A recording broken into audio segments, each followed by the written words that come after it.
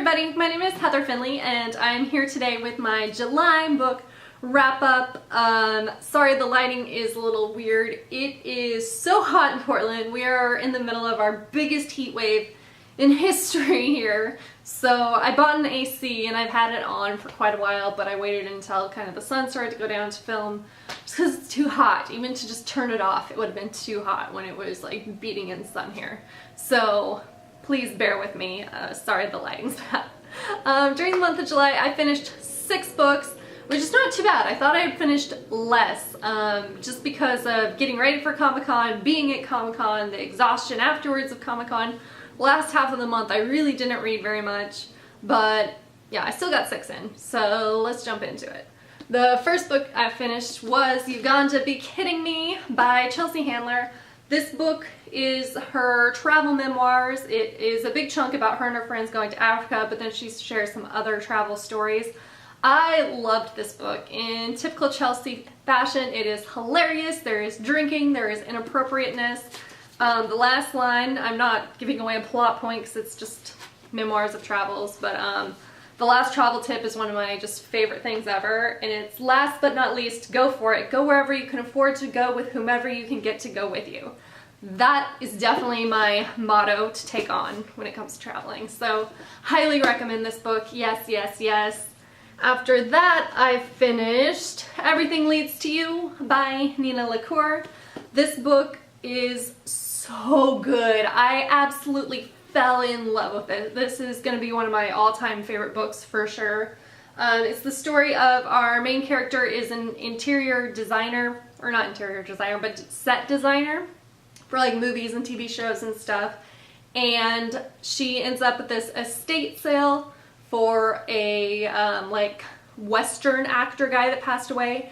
And the piece that she ends up bringing home has a note in it. So her and her friend go and investigate it, and it leads from there. And like everything about this book is so good. The set design stuff is really interesting. This is a LGBTQ plus novel. The lead character, there's no like coming out or anything. She just from the start has a girlfriend. That's the way it is. And I just can't even express how much I loved this story. This is going to be one that I'm going to reread again, and I am so happy that I finally got around to reading it. It's been on my shelf for too long to have not fallen in love with it. After that, I finished Whoever Fights Monsters. I forget the name of the authors of the last few here, so I'll put them at the bottom. But Whoever Fights Monsters was the story of, like, kind of a biography of the guy that started the whole FBI, like, doing psychological examinations of current prisoners and felons and stuff so we can profile possible new suspect kind of things. This was extremely fascinating. He interviewed so many like murderers that we're familiar with, like Manson, and he didn't get a chance to do Bundy, but he is familiar with that story. And literally, if you're into true crime, this is an absolute must read, because it explains so much of what we're doing nowadays when it comes to crime solving. And yeah, so good, so good. It's messed up, very messed up, but very good. This is actually one of the guys that kind of inspired the character Clarice in Silence of the Lambs. So, and he kind of gave tips on writing that book too. So yeah. After that, my book selection of the month just went downhill. To be honest, the last ones were not that great. I read How to Be Single, which is what the movie was supposedly based on, but the book and movie are literally nothing alike besides the title, and I think like 1 or 2 of the characters have the same name.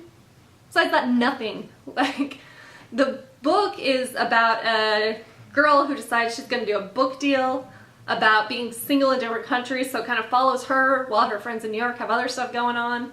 And it's really depressing, and I could not figure out the point of it. That sounds really, really mean. No, it was entertaining enough, but yeah, it's just a lot of men everywhere cheat, and you just gotta tough through it kind of thing, and I just was not into it, so thumbs down on that one. After that, I listened to the audiobook of The Road, another one that is a movie was based on, and I have not watched the movie. I think the book is an award-winning book. And how did people make it through this book? The audiobook was so painful, and because it was only like 6 hours long or something, which is relatively short for an audiobook, I was like, oh, I can make it through. But literally the entire thing is just the little kid like, Daddy, here's a question. Dad, here's the answer. Where's a question? Answer. Question, answer. Question, answer. It was, ugh, it drove me nuts. It's like when kids are in the backseat asking, are we there yet? Are we there yet? Are we there yet? And yeah, I didn't, and maybe there's supposed to be some big symbology in it, but I didn't catch it, and I thought the ending was lame, and yeah, thumbs down on that one. Sorry everybody who loved that book.